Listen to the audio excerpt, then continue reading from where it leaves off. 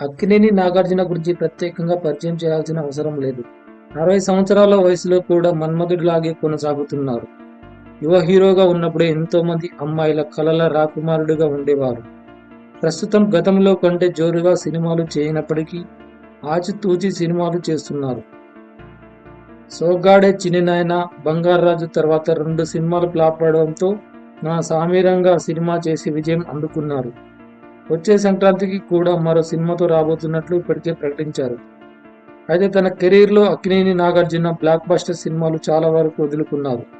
డేట్లు ఖాళీ లేకపోవడంతో పాటు కథ నచ్చినా కొన్ని కారణాల వల్ల చేయడం వీలుపడక వదులుకోవాల్సి వచ్చింది.